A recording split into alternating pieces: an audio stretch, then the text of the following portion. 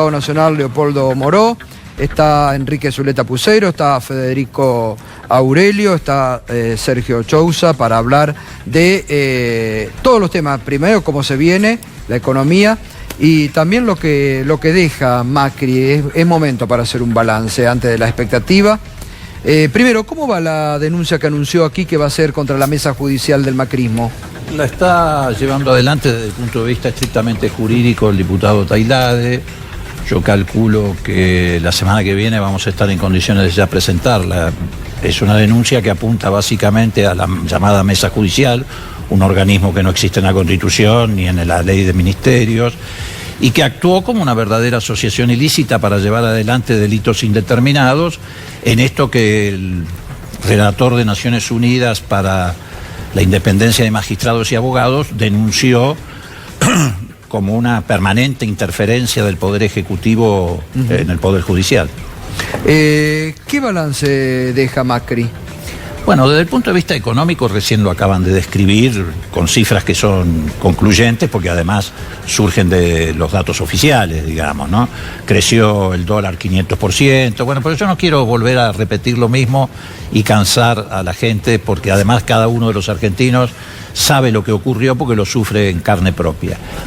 Me parece que también hay que hacer un balance de las cuestiones de naturaleza institucional porque el macrismo en su retirada ha tratado de atrincherarse en la cuestión institucional.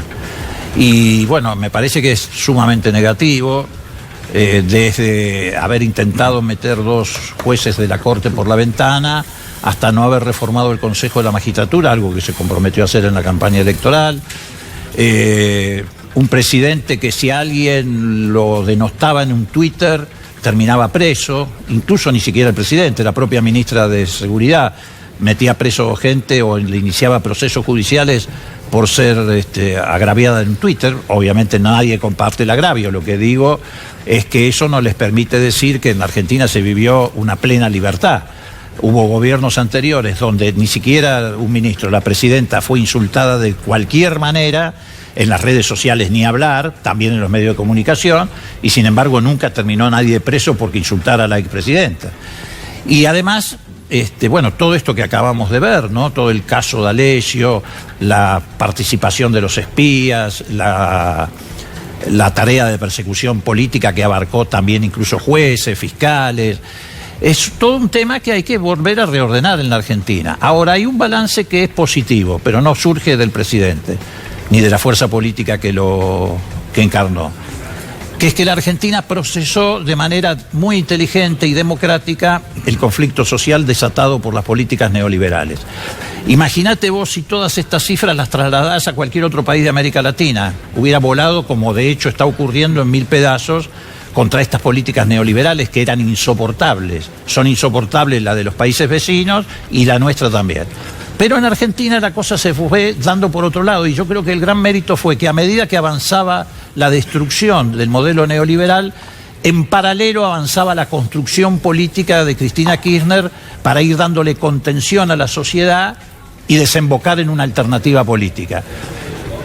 Esto no lo vio ningún analista de los medios de comunicación, que hace años que no aciertan ni una, los columnistas, etcétera. Te decían, Cristina Kirchner está muerta, es una muerta política, no resucita más, etcétera, etcétera, etcétera. No solamente no ocurrió lo que ellos adelantaban, sino que además terminó llevando adelante una construcción política que fue fundamental en la contención y en el procesamiento político de la crisis.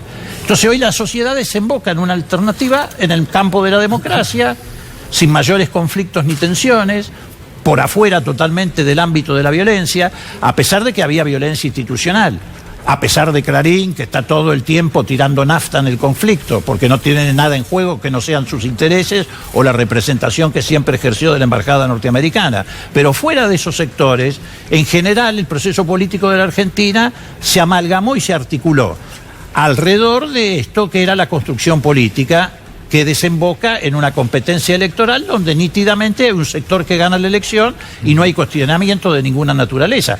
Imagínate vos si hubiera habido una elección menos mal que se ganó con nitidez. Una elección parecida en el resultado a la de Uruguay. Sí. Se hubiera puesto un poco pesado y picante la situación. Pero me parece que este también es un mérito que hay que atribuirle a la expresidenta, haber hecho esta construcción política en el medio de la difamación, de la estigmatización, que eran las únicas herramientas que tenía el gobierno. Por eso es una payasada que hoy digan que son la última trinchera de la libertad. En realidad la última trinchera de la libertad del 83 hasta acá siempre fue la sociedad argentina. Porque la sociedad argentina selló un pacto democrático que duró a pesar de quienes intentaron en esta etapa quebrar el pacto democrático. Qué paradójico esto del macrismo, que ellos son los dueños o los que son los como el controlador de la democracia en la Argentina, cuando son los que más han atacado las instituciones, cuanto más han perseguido, han encarcelado a gente a trochimochi, bueno, realmente. Bueno, los dueños de este canal, obvio. Los dueños de este canal terminaron presos. Sí, sí. Yo no recuerdo dueños de ningún canal de televisión en la época de Cristina que hayan terminado presos. Pero además, ¿sabés qué? Es un discurso que atrasa. Por eso cada día se van quedando más acotados a un electorado del pasado, incluso desde el punto de vista del segmento generacional. ¿Por qué? Porque ellos hacen el discurso del antiperonismo posterior al 55. Claro. Nosotros somos la defensa de la libertad. Bueno, el sábado se vio en la plaza esto, Por ¿no? eso, generacional y odio. El macrismo ha saltado lo que pasó en la Argentina del 83 en adelante. Y entonces por eso concita una gran adhesión de personas mayores, de 70 para arriba, que van a las plazas y con cara de odio gritan: no queremos volver al kirchnerismo, la libertad. La libertad en la Argentina está garantizada desde el 83 en adelante. Lo que pasa es que el macrismo, que no sintió nunca compromiso con esa etapa, la ignora, y entonces hace un discurso que va hacia atrás. Bueno, y no quiero agregar que además ayer le ganamos en Boca, porque eso ya es demasiado. ¿Participaste también ayer en Boca o Y yo solamente soy socio de Boca. Como socio. Así que se te ve la alegría en la cara. Sí, sí. Hay una cosa adicional que es interesante analizar, ¿no? Yo no me quiero sumar desde el punto de vista sociológico, que no tengo los elementos ni las herramientas. Pero vos fijate que si hay un 80% de la sociedad que rechaza las políticas económicas del macrismo, en ese 80%, sin lugar a duda, hay infinidad de gente que forma parte del 40% que lo votó. ¿Y esto qué te está diciendo? Que hay un 40%, mejor dicho, no sé si un 40%, hay un porcentaje muy alto del 40% que tiene expectativas de que Fernández mejore la situación. Y ahí es donde se le puede complicar a Macri y puede caer aún más. Si efectivamente el nuevo gobierno toma decisiones que cambian el rumbo... Esto es un dato fundamental, porque el otro día esto lo dijo Aime. De ese 80%, sí, claro, hay muchos macristas que valoran negativamente la gestión de Macri. Es que del 40% que votó a Macri, no votó por Macri. La mitad de ese 40%, cuando uno le preguntaba, decía que era porque no quería que volviera el peronismo o el kirchnerismo. Claro, una pequeña observación a lo que dice Enrique. Yo creo que no es el fracaso del macrismo. En todo caso puede ser el fracaso del macrismo en términos políticos, pero en términos económicos, el fracaso del neoliberalismo o del neocapitalismo, habría que discutir en qué escenario estamos.